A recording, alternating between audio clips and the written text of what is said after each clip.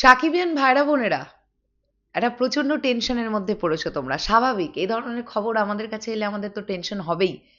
কেননা মেগাস্টার শাকিব খান আমাদের হৃদয়ের মধ্যে অবস্থান করেন, এটা নিয়ে তো কোনো ডাউট নেই।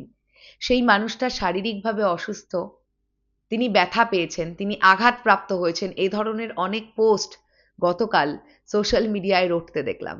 এখন তোমাদেরকে আসল বিষয়টা জানাবো। সত্যিই কি মেগাস্টার আঘাতপ্রাপ্ত হয়েছেন? শুটিং করতে গিয়ে তার ব্যথা লেগেছে, তিনি অসুস্থ? এ ধরনের টেনশন যারা করছো, এক্ষুনি এই টেনশনটা ঝেড়ে ফেলে দাও। কারণ মেগাস্টার শাকিব খান কমপ্লিটলি সুস্থ আছেন, তার কিচ্ছু হয়নি। তিনি একদম ফুরফুরা মেজাজে আছেন, ইনফ্যাক্ট প্রিন্স নিয়ে একটা আলাদাই উদ্দীপনায় আছেন। তাহলে প্রশ্নটা হলো, কেন গতকাল এই রকম খবর রটলো?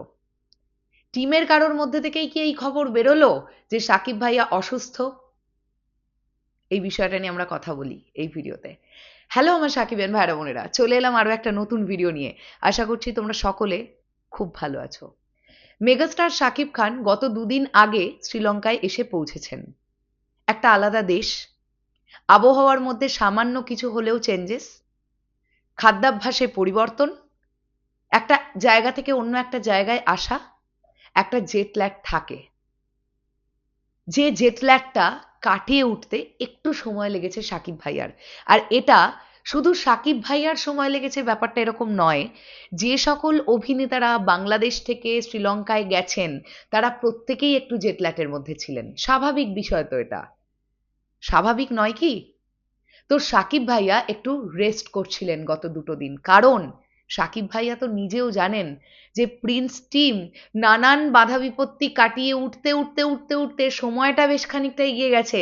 এবারে ভাইয়া ফ্লোরে ঢুকলে তিনি নিজেও যে ফুল ফ্রেজে কাজটা শুরু করবেন, তিনি নেবেন না আর কোনো বিরতি। তাই শ্রীলঙ্কায় পৌঁছে দুটো দিন একটু রেস্ট করে নিয়েছেন। কিচ্ছু হয়নি তার, তিনি একদম ফিট আছেন। এখন কথাটা হচ্ছে, এই ধরনের কথা বেরোচ্ছে কোথা দিয়ে যে সাকিব ভাই আঘাতপ্রাপ্ত হয়েছেন, শুটিং সেটে আঘাতপ্রাপ্ত হয়েছেন, যেখানে শ্রীলঙ্কার পোর্শন শুরু হলো আজকে থেকে। কিভাবে সাকিব ভাইয়া শুটিং সেটে আঘাতপ্রাপ্ত হন?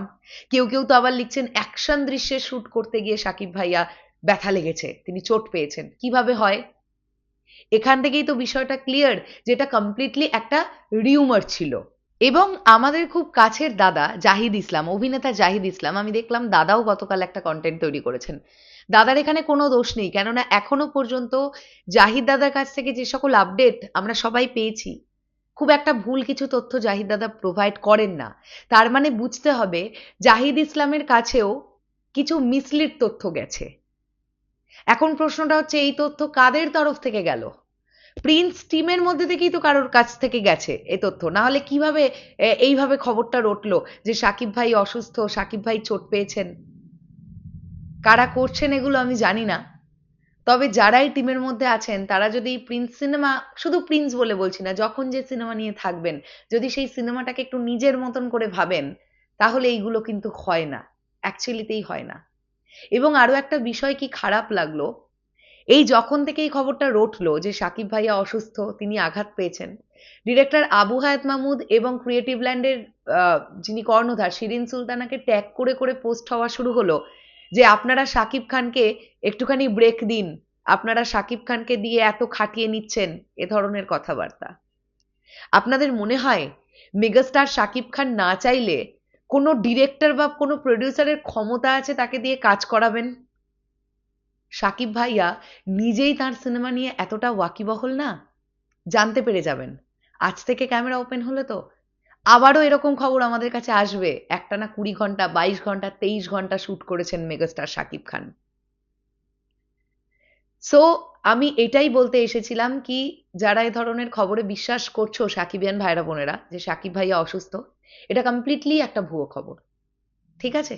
তো তোমাদেরকে জানিয়ে দিলাম। শেষ করলাম ভিডিওটা। আসছি আবার খুব শিগগিরই নতুন কোনো ভিডিও নিয়ে। তাহলে এখনের জন্যে টাটা।